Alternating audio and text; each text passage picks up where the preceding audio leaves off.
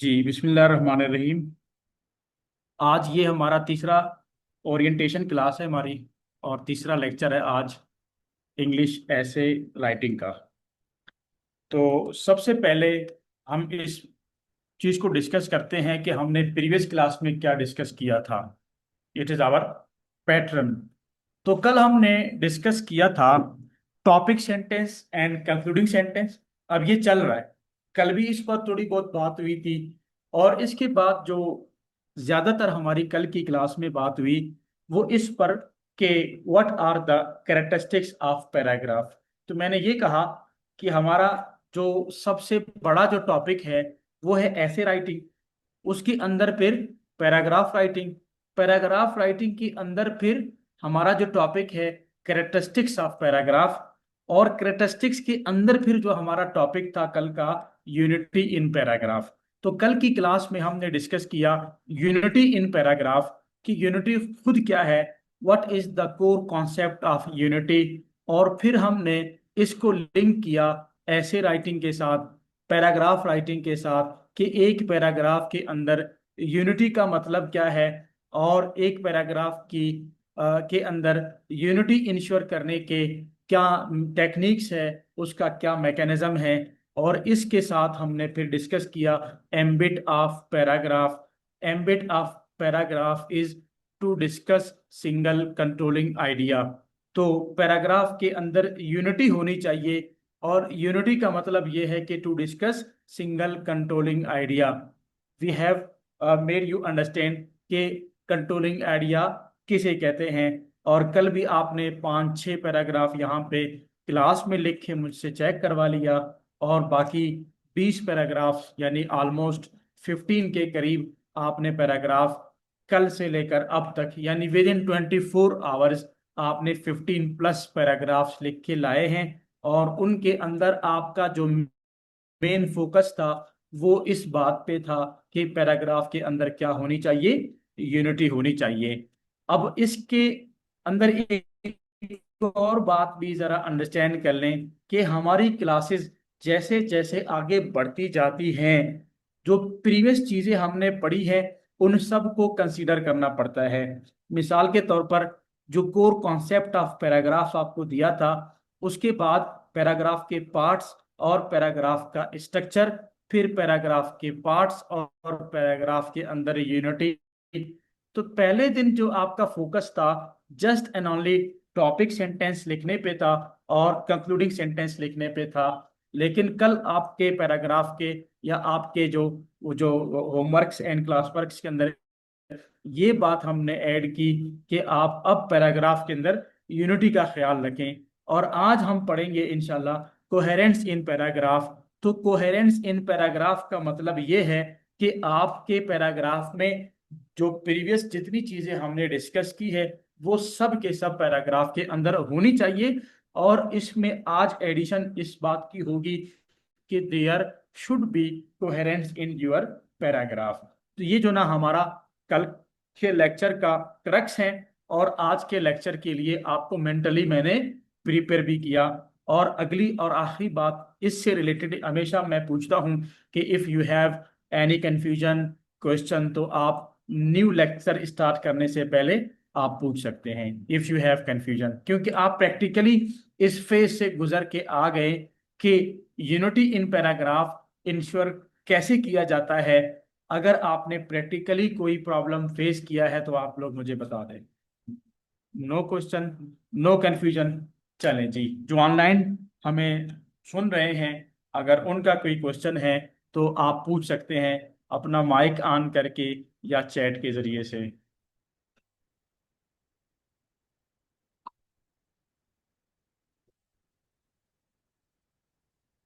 जी, नहीं है तो आज की बात वो ये है कि कोहेरेंस इन पैराग्राफ, दूसरी जो क्वालिटी ऑफ पैराग्राफ हम डिस्कस करने जा रहे हैं। पहले हमने कल डिस्कस किया यूनिटी इन पैराग्राफ, आज हम डिस्कस करेंगे कोहेरेंस इन पैराग्राफ। तो सबसे पहले मेरा मेथड ये होता है कि मैं उसका कोर कॉन्सेप्ट वो पहले क्लियर करता हूं कि ये खुद अपनी जात के एतबार से, अपनी नेचर के एतबार से ये ये है क्या चीज। तो कोहेरेंस बेसिकली कहते हैं the quality of being logical and consistent. Logical यहाँ पे जो वर्ड हमने यूज किया है उसका मतलब ये है कि लॉजिकल प्रोसेस के थ्रू अगर आप किसी बात को जस्टिफाई करते हैं तो वो जितनी भी क्लासेस होंगे उसमें जितने भी सेंटेंसेस होंगे और जितनी भी बातें होंगी उनमें एक प्रॉपर सीक्वेंस होती है। तो इसको कहते हैं लॉजिकल होना।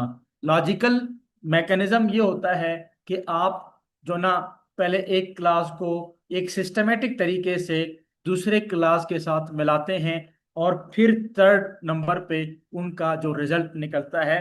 तो इस तरह आप एक प्रॉपर सीक्वेंस के साथ और लॉजिकली चीजों को एक दूसरे के साथ मिला मिला के जब बात करते हैं तो इस स्टाइल को या इस क्वालिटी को क्या कहते हैं, लॉजिकल कहते हैं। और दूसरी बात यह है कि कॉन्सिस्टेंट। कॉन्सिस्टेंट का मतलब यह है कि एक कनेक्टिविटी, एक तसलसल, ये चीज जो ना क्या है, होनी चाहिए। तो कोहेरेंस का जो बेसिक कॉन्सेप्ट है वो यही है कि किसी चीज का लॉजिकल होना और उसका कॉन्सिस्टेंट होना, इस स्टेट को क्या कहते हैं, इंग्लिश में कोहेरेंस कहते हैं। अगली बात यह है कि कोहेरेंस का मतलब ये भी है कि all of its part fit together. एक चीज, कोई भी चीज आप ले लें, उसके जितने भी पार्ट्स हैं वो सारे के सारे क्या हो, वो कनेक्टेड हो, वो एक दूसरे के साथ फिट बैठे। मिसाल के तौर पर आपके सामने एक जो ना कोई भी चीज आप ले लें, मिसाल के तौर पर ये मार्कर है। अगर इस मार्कर के जितने भी पार्ट्स हैं वो प्रॉपरली एक दूसरे के साथ अगर फिट बैठते हैं तो इसका मतलब ये है कि इसके अंदर कनेक्टिविटी है, इसके अंदर बाउंडिंग है और इसके अंदर क्या है, कोहेरेंस है। और अगर किसी चीज के जितने भी पार्ट्स हैं वो आपस में एक दूसरे के साथ फिट न बैठते हो, उसको हम क्या कहेंगे कि देयर इज नो जो ना कोहेरेंस इन दिस। तो इसको क्या कहा जाता है, कोहेरेंस कहा जाता है। अगर मैं इसको लिंक करूं पैराग्राफ के साथ तो पैराग्राफ के अंदर इसका मतलब ये होगा कि एक चीज के जितने भी, यानी एक पैराग्राफ के जितने भी पार्ट्स हैं, इसका टॉपिक सेंटेंस हो गया और बॉडी सेंटेंसेस हो गए और फिर कंक्लूडिंग सेंटेंस हो गया।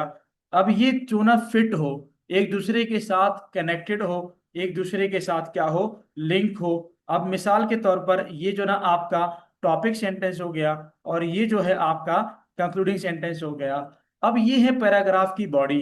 अब बॉडी के अंदर आप बहुत सारी चीजें लेकर आते हैं। मिसाल के तौर पर आपने बॉडी के अंदर फैक्ट्स एंड फिगर्स दिए हैं, आपने बॉडी के अंदर जो ना क्या कहते हैं, एग्जाम्पल्स भी दिए हैं, आपने बॉडी के अंदर फॉर एग्जाम्पल आपने कोटेशन भी दे दिए हैं। तो देयर आर मल्टीपल थिंग्स। तो ये सारे के सारे फिट टुगेदर हो, ऑल पार्ट्स फिट टुगेदर। तो इसका मतलब ये है कि पैराग्राफ के अंदर कोहेरेंस है। अगर उसके सारे पार्ट्स एक दूसरे के साथ फिट नहीं होते, उस इसका मतलब यह है कि वहां पे जो ना पैराग्राफ के अंदर कोहेरेंस नहीं है। अब आपके माइंड में ये बात आ रही होगी कि इसके पार्ट्स कैसे एक दूसरे के साथ बेहतर तरीके से फिट होते हैं। तो ये थोड़ा सा आगे चलकर हम आपको समझाएंगे। अभी तो सिर्फ आपको ये समझा रहे हैं कि what is the core concept of coherence, और थोड़ा सा इसको टच दे रहे हैं किसके साथ, पैराग्राफ के साथ। अगली बात ये है कि जो ना जितने भी आइडियाज हैं, जितने भी सेंटेंसेस हैं, जितने भी पैराग्राफ्स हैं, इनके दरमियान कोई गैप नहीं होना चाहिए। गैप ना होने का मतलब इसमें तीन चीजें हैं। फॉर एग्जाम्पल, एक सेंटेंस का दूसरे सेंटेंस के साथ एक अटैचमेंट होनी चाहिए, दरमियान में गैप नहीं होना चाहिए। गैप का मतलब यह है कि एम्प्टी स्पेस ना हो। और दूसरी बात यह है कि आपके जो आइडियाज हैं, मिसाल के तौर पर यहाँ पे आपने फैक्ट्स दिए हैं, ये एक आइडिया, यहाँ पे आपने एग्जाम्पल दिया है, ये दूसरा आइडिया, यहाँ पे आपने डेटा दिया है, ये तीसरा आइडिया, यहाँ पे उस डेटा का आपने कंक्लूजन दिया है। तो यहाँ पे चार आइडियाज हैं। तो इन चारों के दरमियान गैप नहीं होना चाहिए। अगर गैप है तो इसका मतलब यह है कि there is no coherence in the paragraph. और इसी तरीके से अभी हम एक टॉपिक पढ़ रहे हैं, coherence in paragraph. Coherence in paragraph. आगे हम एक और टॉपिक इंशाल्लाह डिस्कस करेंगे, उसका नाम होगा कोहेरेंस इन ऐसे। कंप्लीट ऐसे के अंदर क्या होगा, जो ना जितने भी पैराग्राफ्स हैं वो सारे के सारे आपस में एक दूसरे के साथ क्या हो, कनेक्टेड हो, उनके दरमियान कोई गैप ना हो। अब अगला क्वेश्चन ये है कि ये कैसे होगा, इसके लिए थोड़ा सा वेट करना पड़ेगा। आगे चलकर मैं ये समझाऊंगा कि व्हाट इज द मैकेनिज्म, कि आप गैप को कैसे खत्म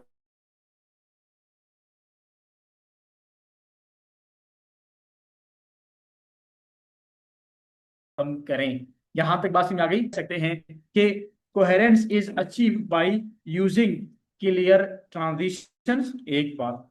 दूसरी बात यह है कि maintaining a consistent point of view, दो बातें हो गई। और तीसरी बात यह है कि providing supporting evidence for arguments, तीन बातें मैंने यहाँ पे आपको दिखा रहा हूं। आप इसको जरा देख लें, मैं इसको जूम भी करता हूं ताकि अच्छी तरीके से आपको नजर आ जाए। तो कोहेरेंस कैसे हासिल किया जाता है, तो कोहेरेंस हासिल करने का जो मैकेनिज्म है, जो तरीका ये है कि there should be clear transition. Transition का मतलब क्या है, ट्रांजिशन का मतलब यह है कि shift from one state to another state, एक स्टेट से आप दूसरे स्टेट की तरफ जब मूव करते हैं, इसको इंग्लिश में क्या कहते हैं, ट्रांजिशन कहते हैं। और पैराग्राफ के अंदर shift from one sentence to another sentence, shift from one idea to another idea. तो जब आप एक आइडिया से दूसरे आइडिया की तरफ जब शिफ्ट होते हैं, तो वो क्या होना चाहिए, पैराग्राफ के अंदर क्लियर होना चाहिए, वो वाज़ेह तौर पर नजर आ जाए कि आपने यहाँ पे एक आइडिया डिस्कस किया, अब इसके बाद आप दूसरा आइडिया क्या कर रहे हैं, डिस्कस कर रहे हैं। तो दिस शुड बी क्लियर, एक बात। दूसरी बात यह है कि maintaining a consistent point of view, आप एक ही कंट्रोलिंग आइडिया को शुरू से लेकर आखिर तक अगर डिस्कस करते हैं, तो इसका मतलब यह है कि देयर इज कनेक्टिविटी, क्योंकि हर आइडिया का ताल्लुक किससे है, कंट्रोलिंग आइडिया से है। लेकिन अगर आपने दरम्यान में कोई ऐसी बात जिक्र कर दी जिसका ताल्लुक आपके, तो इसका मतलब ये हुआ कि आपने पैराग्राफ के अंदर यूनिटी को भी डिस्टर्ब किया और साथ साथ आपने कोहेरेंस को भी क्या कर दिया, डिस्कस डिस्टर्ब कर दिया। मिसाल के तौर पर आप करप्शन के ऊपर लिख रहे हैं एक पैराग्राफ, आपने बीच में अनएम्प्लॉयमेंट की बात कर दी, अनएम्प्लॉयमेंट पे बात स्टार्ट की, तो अनएम्प्लॉयमेंट कहां से आ गया, बात किसकी चल रही है, what is the controlling idea, आपका जो कंट्रोलिंग है दैट इज करप्शन। अब आपने दरमियान में जो बात की, किसकी बात, आपने अनएम्प्लॉयमेंट की बात की, तो इसका मतलब ये है कि आपने एक ही पॉइंट ऑफ व्यू को, उसको कांस्टेंट आपने नहीं रखा, उसको आपने बरकरार नहीं रखा, तो यहाँ पे गैप भी डिस्टर्ब हो गई और कोहेरेंस भी क्या हो गई, डिस्टर्ब हो गई। और आखिरी बात यह है कि सपोर्टिंग एविडेंस फॉर आर्गुमेंट्स होता इस तरीके से है, ये लॉजिक के अंदर हम आपको इंशाल्लाह आगे पढ़ाएंगे what is logical reasoning. And उसमें फिर आपको हम इंडक्टिव रीजनिंग भी पढ़ाएंगे, आपको डिडक्टिव रीजनिंग भी पढ़ाएंगे, आपको रिफ्यूटेशन भी पढ़ाएंगे कि एक पैराग्राफ के अंदर जो आर्गुमेंटेशन होती है और काउंटर आर्गुमेंट्स की तरफ जब आप जाते हैं, उसका क्या मैकेनिज्म होना चाहिए, वो इंशाल्लाह आपको पढ़ाएंगे। होता यह है कि सबसे पहले क्लेम होता है, आप दावा करते हैं, फिर उस क्लेम के लिए आप आर्गुमेंट्स लाते हैं, और आर्गुमेंट्स के लिए आप क्या लाते हैं, एविडेंसेस लाते हैं। तो ये एक कनेक्टिविटी है। और आपको मैंने पहले भी समझाया था कि जो आपका टॉपिक सेंटेंस है वो बेसिकली क्या है, वो बेसिकली एक क्लेम है। आप एक दावा करते हैं कि there are many ways and means to overcome poverty in Pakistan, but one of the most guaranteed way is what, to eradicate corruption from government institutions. अब ये जो मैंने दावा किया कि भाई आप करप्शन को खत्म करें, आप गुर्बत को क्या कर सकते हैं, खत्म कर सकते हैं, तो ये मैंने क्या किया, ये मैंने दावा किया, मैंने क्लेम किया। तो टॉपिक सेंटेंस के अंदर क्लेम होता है, फिर आप आर्गुमेंट्स लाते हैं, और आर्गुमेंट्स के लिए फिर आप क्या लाते हैं, एविडेंसेस लाते हैं। तो अगर इस तरीके से काम होगा तो इसका मतलब ये है कि आपके पैराग्राफ में कोहेरेंस है। अगली बात ये है, कोहेरेंस किसे कहते हैं? Coherence is an attachment and connectivity. Coherence कहते हैं लिंकेज को, अटैचमेंट को, कनेक्टिविटी को कहते हैं among ideas and sentences of a paragraph. एक पैराग्राफ के अंदर जो कोहेरेंस होती है वो दो लेवल्स पर होती है, among sentences and among ideas. और अगर ऐसे के अंदर जो ना कनेक्टिविटी की बात की जाए तो वहां पर अमॉन्ग पैराग्राफ्स, यानी ऐसे के अंदर जितने पैराग्राफ्स हैं वो आपस में एक दूसरे के साथ क्या हो, अटैच्ड हो, और वो आपस में एक दूसरे के साथ कनेक्टेड हो। तो ऐसे के अंदर जो कनेक्टिविटी होती है उसका जो लेवल है वो पैराग्राफ है। और पैराग्राफ के अंदर जो कनेक्टिविटी होती है, कोहेरेंस होती है, उसके दो लेवल्स हैं, among sentences and among ideas. ये बात क्लियर हो गई? और इसका फायदा क्या है? इसका फायदा ये है कि टू क्रिएट फ्लो, एक फ्लो नजर आ जाए, एक कनेक्टिविटी, एक रिदम और ब्यूटी नजर आ जाए। और ये यूनिवर्सल रूल्स है ऐसे राइटिंग के, पैराग्राफ राइटिंग के। आप दुनिया में जहां भी जाएंगे आपको यही बात मिलेगी कि आपके पैराग्राफ के अंदर क्या होनी चाहिए, कनेक्टिविटी होनी चाहिए। और अगली बात यह है कि आप जिस लैंग्वेज में भी ऐसे लिख रहे हैं, हर लैंग्वेज के अंदर ये बात जरूरी है कि आपके पैराग्राफ के अंदर क्या होनी चाहिए, कनेक्टिविटी होनी चाहिए। अगली बात और आखिरी बात यह है कि there are two types of coherence. Coherence की कितनी किस्में हैं? दो किस्में हैं। एक को कहते हैं लॉजिकल कोहेरेंस और एक को कहते हैं वर्बल कोहेरेंस। तो अब लॉजिकल कोहेरेंस क्या है, वर्बल कोहेरेंस क्या है, and how to ensure logical coherence in paragraph and verbal coherence in paragraph, ये हम अभी आगे जाकर इंशाल्लाह डिस्कस करेंगे। यहां तक हमने core concept of coherence clear करने की कोशिश की कि कोहेरेंस खुद क्या चीज है, फिर पैराग्राफ के अंदर कोहेरेंस का क्या मतलब है। तो ये दो चीजें हमने यहां तक डिस्कस की है। If you have any question आप पूछ सकते हैं, अगर नहीं है तो मुझे ओके कॉल दे दे, हम आगे मूव करते हैं। क्लियर है जी? मीनिंग के एतबार से भी हो और वर्बल भी हो, इसी को हम वर्बल एंड लॉजिकल कह रहे हैं। ठीक हो गया जी? अब जरा इसको मजीद इलस्ट्रेट करता हूं कि कोहेरेंस है क्या चीज। तो कोहेरेंस कहते हैं कनेक्शन को, कोहेरेंस कहते हैं कनेक्टिविटी को, और कोहेरेंस कहते हैं जो ना आपके ट्रांजिशन को कहते हैं, यानी क्लियर ट्रांजिशन को कोहेरेंस कहते हैं। क्लियर हो गया?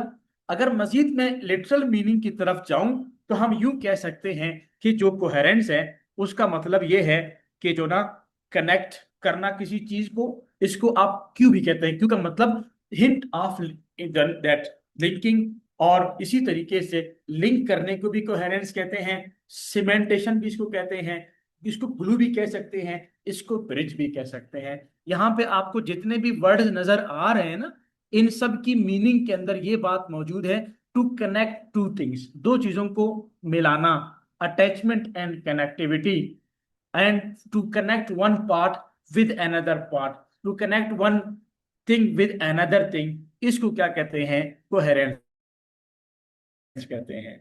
बात में आ गई? अब कोहेरेंस की, तो हम कैसे कोहेरेंस इंश्योर करते हैं, बल्कि what are the areas of coherence? तो तीन एरियाज हैं, one sentence with another sentence, इसी तरीके से one idea with another idea, one paragraph with another paragraph. ये जो ना वो एरियाज हैं जहां पे हमें कनेक्टिविटी की क्या होती है, जरूरत होती है। और अगली बात, हम ये कैसे अचीव करते हैं?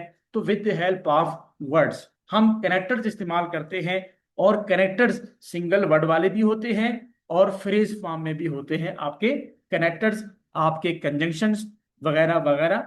मैं एक लिस्ट ऑफ कंजंक्शंस हमेशा प्रोवाइड करता हूं अपने स्टूडेंट्स को, और वो फिर क्या कहते हैं, with the help of that वो कनेक्टिविटी इंश्योर करने की कोशिश करते हैं। तो यहां तक मैंने दोबारा उसी बात को यहाँ पे मैंने वाइंड अप किया नाउ हम मूव करते हैं इसकी दो टाइप्स की तरफ। एक है लॉजिकल कोहेरेंस और एक है वर्बल कोहेरेंस।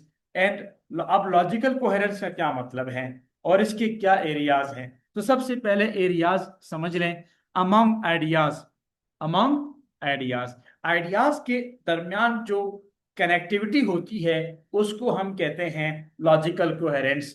और ये कैसे हासिल हो सकती है? Maintaining unity in paragraph is logical coherence. यानी जो कल हमने डिस्कस किया और आपने इन पैराग्राफ्स के अंदर जो काम किया है, तो इसके डबल आपको फायदे मिले। एक फायदा तो ये हुआ कि आपके पैराग्राफ में क्या है, यूनिटी है। और दूसरा फायदा यह है कि आपके पैराग्राफ के अंदर लॉजिकल कोहेरेंस है। क्या है? लॉजिकल कोहेरेंस है। तो लॉजिकल कोहेरेंस क्या है, इसका एरिया क्या है?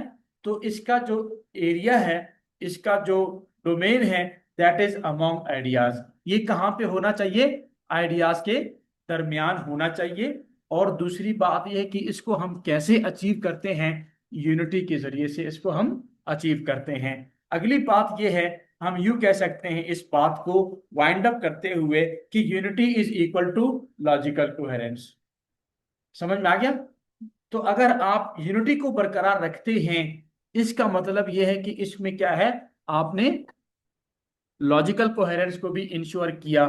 बाकी आपको मजीद इंशाल्लाह मैं कुछ और चीजें समझाऊंगा कि भाई आपने जब पैराग्राफ स्टार्ट किया तो सबसे पहले तो टॉपिक सेंटेंस है, आखिर में क्या है, कंक्लूडिंग सेंटेंस है, तो दरमियान में बॉडी सेंटेंसेस हैं। तो उसकी भी हम मजीद क्या करेंगे, कैटेगराइजेशन करेंगे कि आपने टॉपिक सेंटेंस के बाद वाले एरिया में कौन सी सपोर्टिंग डिटेल्स देने हैं, और फिर बॉडी के सेंटर में क्या देना है, और बॉडी के एंड में आपने क्या देना है। इस चीज को भी हम क्या करेंगे, इंशाल्लाह डिस्कस करेंगे।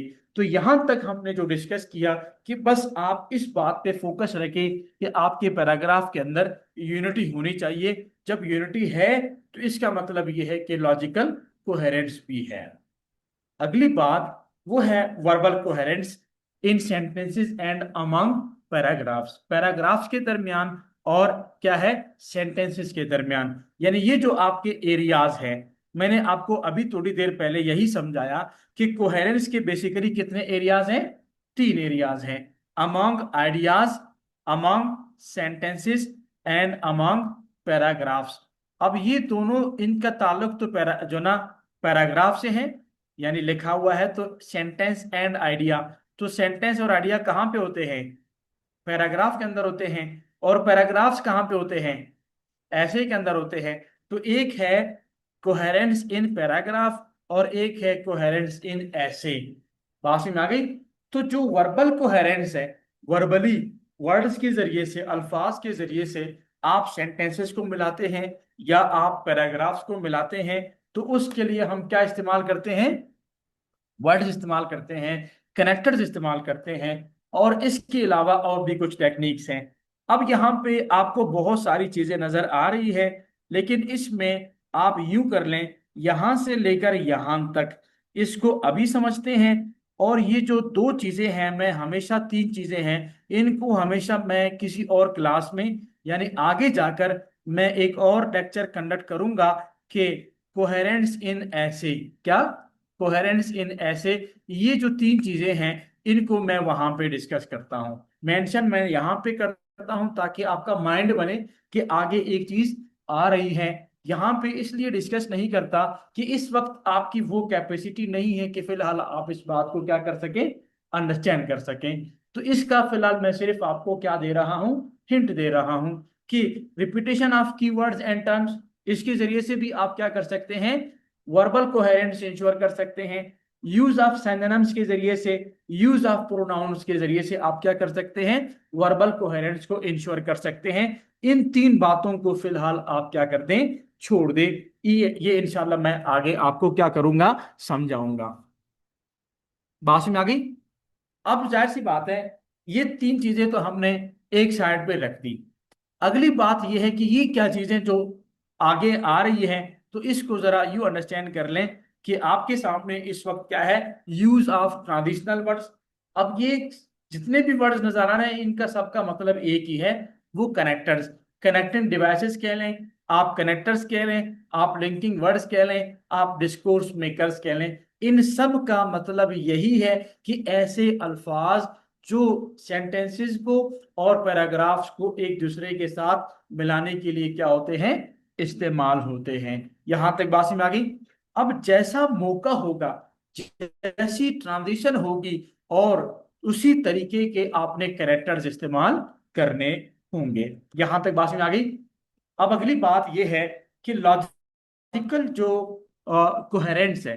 अब वर्बल कोहेरेंस के लिए now I will provide you the list of connectors.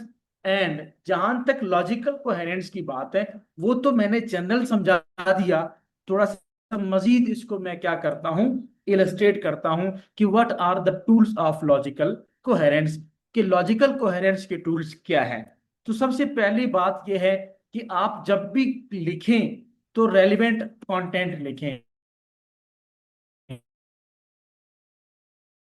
Relevant with what, with your topic aspect, with your controlling idea, कि आप ऐसा जो ना कंटेंट लिखें जिसका ताल्लुक आपके कंट्रोलिंग आइडिया से हो, जिसका ताल्लुक आपके एस्पेक्ट से हो, जिसका ताल्लुक आपके टॉपिक से हो। अगर आपने पैराग्राफ के अंदर इररेलेवेंट आपने कंटेंट लिख दिया, तो इसका मतलब क्या हुआ कि देयर इज गैप।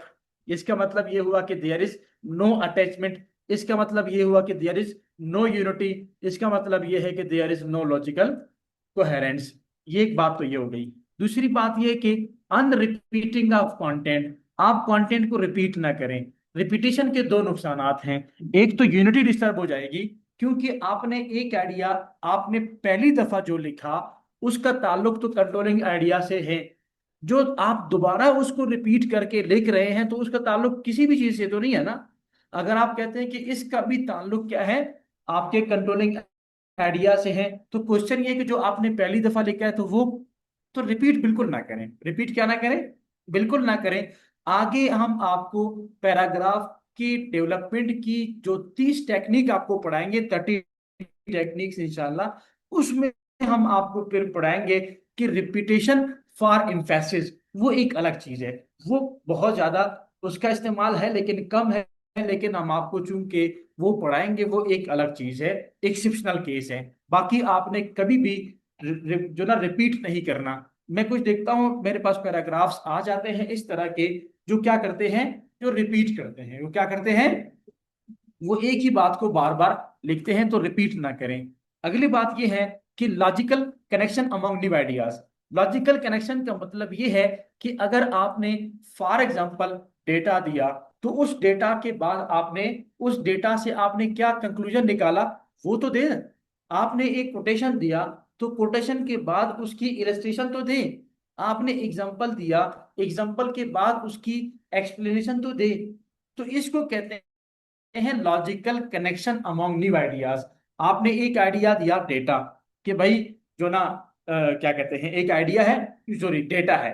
तो जो ना उस डेटा से आप क्या रिजल्ट निकालना चाहते हैं, तो वो रिजल्ट भी आप देखें, वो रिजल्ट भी दें। तो उनके दरमियान एक कनेक्टिविटी होनी चाहिए। ऐसा नहीं है कि आपने डेटा तो बहुत ऊपर दे दिया, दरमियान में कोटेशन दे दिया, एग्जाम्पल दे दिया, आखिर में क्या दे रहे हैं, उस डेटा का आप रिजल्ट दे रहे हैं, कंक्लूजन दे रहे हैं। तो ये बात दुरुस्त नहीं है। तो logical connection among new ideas, आप जब भी कोई नया आइडिया पैराग्राफ के अंदर लिखें तो उसकी कनेक्टिविटी होनी चाहिए किसके साथ, उससे पहले वाले आइडिया के साथ।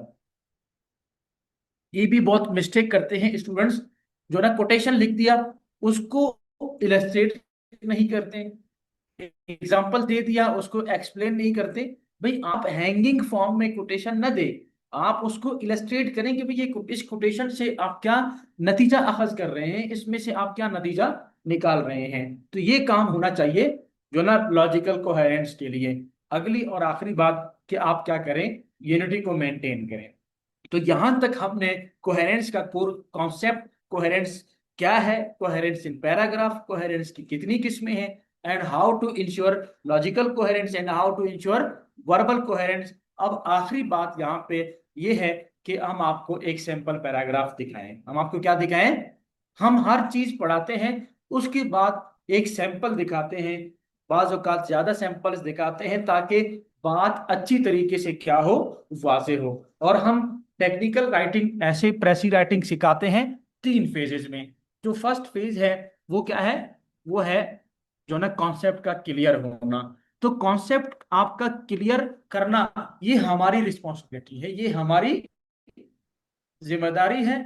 इसको 100% मैंने अपने ऊपर लिया हुआ है और ये मैं परफॉर्म कर रहा हूँ। और आज हमारा जो ना क्या कहते हैं, लास्ट ओरिएंटेशन क्लास है हमारी। तो मेरा मैकेनिज्म और मेथड भी आपके सामने आ गया कि मैं ऐसे राइटिंग किस तरीके से सिखाता हूँ। तो फर्स्ट फेज जिसकी 100% रिस्पॉन्सिबिलिटी मेरे ऊपर है, वो क्या है, वो आपके कॉन्सेप्ट का क्लियर करना। और फिर 2 काम और भी है कि आप प्रैक्टिस करें और फिर उसकी असेसमेंट करवाएं। तो प्रैक्टिस आप करेंगे, असेसमेंट फिर मैं करूंगा। तो इसमें 2 काम मेरे हैं, एक काम क्या है, आपका है।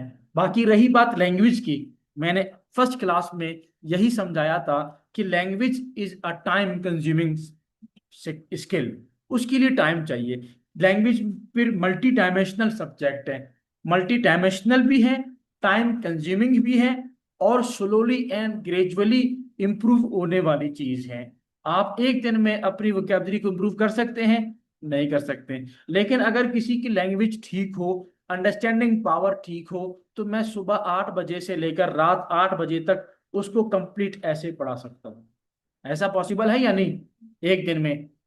कॉन्सेप्ट तो क्लियर हो जाएगा, बाकी प्रैक्टिस और असेसमेंट वो चलेगा। लेकिन कहने का मकसद, क्या लैंग्वेज वोकैबुलरी को हम इस तरह कर सकते हैं? नहीं कर सकते। सेंटेंस के स्ट्रक्चर्स को कर सकते हैं? नहीं कर सकते। तो कहने का मकसद ये है कि लैंग्वेज के लिए लंबा टाइम चाहिए, और उसके लिए वो एक प्रोसेस ओरिएंटेड सब्जेक्ट है। आप उस प्रोसेस से गुजरेंगे तब जाकर वो इंप्रूव हो जाएगा, अदरवाइज नहीं होगा। Is it clear to you?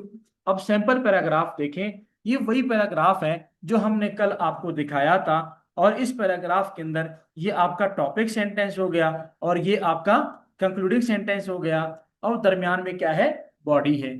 अब ये कल पढ़ के सुनाया था आप लोगों को, क्या इसमें यूनिटी है या नहीं? कल दिखाया था, और हमने ये कहा था कि इसके अंदर यूनिटी है। और आज हम आपको कह रहे हैं कि इसके अंदर कोहेरेंस भी है। अगर इसके अंदर यूनिटी है तो इसका मतलब ये है कि इसके अंदर लॉजिकल कोहेरेंस भी है। तो ये 2 चीजें हो गई। अब आपको सिर्फ तीसरी चीज मुझे दिखानी है, that is called verbal coherence. Verbal coherence क्या है, आप जरा देखें। यहाँ पे आपका टॉपिक सेंटेंस हो गया, इसके शुरू में कुछ आपको कनेक्टर नजर आ रहा है क्या? बिल्कुल नजर नहीं आ रहा। सेकंड सेंटेंस के शुरू में कोई कनेक्टर नजर आ रहा है आपको? बिल्कुल नजर नहीं आ रहा। अब यहां पे आप फॉर इंस्टेंस, यहां पे आपको कनेक्टर नजर आ रहा है, आप इसके साथ एक और आर्गुमेंट को मिला रहे हैं, तो फर्दर मोर आपने क्या कर दिया, लगा दिया। और आखिर में आपने क्या लगा दिया है, ऑल एंड ऑल। तो यहां पे कितने कनेक्टर्स यूज हुए हैं, यहाँ पे 3 कनेक्टर्स यूज हुए हैं। सेंटेंसेस,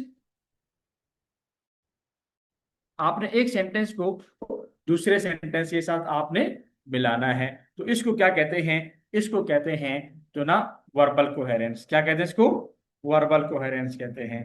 तो ये सामने आपके जो क्या इस तरह के अल्फाज, for instance, further more, more over and so on, इस तरह के जो वर्ड्स हैं, इनको आप यूज करके, अब ये भी नहीं है कि हर सेंटेंस के शुरू में लगाएं। बाज औकात ऐसा होता है कि एक आइडिया को आपने 5 सेंटेंस, तो आप क्या करेंगे, लगाएंगे। अगर ना हो तो आप नहीं लगाएंगे। तो अब ये कैसे पता चलेगा कहाँ पे जरूरत है, कहाँ पे जरूरत नहीं है? तो इसका जो हल है वो यही है कि आप जब भी कोई आइडिया लिखें तो उसको अंडरस्टैंड करके थोड़ा सा पास लिखें भी मैं क्या लिख रहा हूँ। और अभी आपको मैंने समझा दिया कि फ्रॉम जो ना example to quotation, from quotation to data. ये जो हम कल का जो हमारा लेक्चर होगा इंशाल्लाह, वो ऑर्गेनाइजेशन के बारे में होगा, ऑर्गेनाइजेशन इन पैराग्राफ। फिर उसके बाद हमारा लेक्चर होगा डेवलपमेंट ऑफ पैराग्राफ जो बहुत बड़ा लेक्चर है, वो कम से कम हमें 6 दिन लगे बॉडी को कैसे।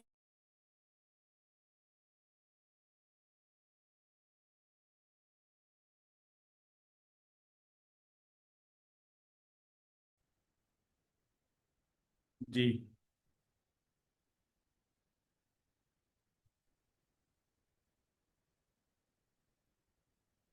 जी, ये हम डिस्कनेक्ट हो गए थे। तो ये जो ना आपका सैंपल पैराग्राफ है, किसका? Unity plus coherence. इसके अंदर यूनिटी भी है और इसके अंदर क्या है, कोहेरेंस भी है। अब आपका जो काम है, नाउ इंश्योर यूनिटी प्लस इन कोहेरेंस। पहले तो आपका फोकस सिर्फ इस बात पे था कि भाई किसी भी तरीके से पैराग्राफ के अंदर क्या होना चाहिए, यूनिटी होनी चाहिए। लेकिन अभी आपका फोकस इस बात के ऊपर है कि आपके पैराग्राफ में क्या होना चाहिए, कोहेरेंस भी होनी चाहिए। अब कोहेरेंस कैसे इंश्योर करें? तो लॉजिकल कोहेरेंस तो आप समझ गए, कल से आपने जो काम किया है इनके अंदर वो चीज नजर आ रही है। दूसरी बात यह है कि वर्बल कोहेरेंस कैसे इंश्योर करें, इसके लिए मैं आपको अभी जो ना क्या दे दूंगा, उसके लिए एक प्रिंट निकाल के आपको दे रहा हूं, जो ऑनलाइन वाले हैं उनके साथ मैं शेयर करूंगा। तो यहाँ तक ये हमारा लेक्चर है। और मैंने कहा कि ये जो हमारे दो दो तीन लेक्चर हैं, ये छोटे हैं साइज के एतबार से, लेकिन ये जो ना काम के एतबार से बहुत बड़े हैं। तो यहाँ तक है हमारा आज का लेक्चर। अगर कोई क्वेश्चन है, कोई कंफ्यूजन है, तो आप लोग पूछ सकते हैं। सर, अगर किसी प्रोजेक्शन को या किसी की बात को हम या एडीएम हम उसको जब दिखेंगे तो उसको एक्सप्लेन करना होगा। बिल्कुल, उसको एक्सप्लेन करें ना, कि आप उसको लिंक करें किसी चीज के साथ, उसको लिंक करें। एक्सप्लेन करने का मतलब ये कि to link it with your controlling idea. जी, ये हम पढ़ेंगे। एक्सप्लेन नहीं, जी, अलग से तो एक्सप्लेन नहीं करना। मतलब आपने कोटेशन दे दिया, अब उसको थोड़ा सा इलस्ट्रेट करें ना, कि इस कोटेशन से आप क्या मकसद है आपका इस कोटेशन के लाने का, आप इसमें से क्या मतलब निकालना चाहते हैं, तो अपना मतलब बयान करें। जी, क्लियर है? ओके हैं? यस। जो आपके पास जो टॉपिक्स रह गए हैं, आप वो स्टार्ट कर लें। अब उस पे एक पैराग्राफ लिखें, ये आपका क्लास वर्क है। जी।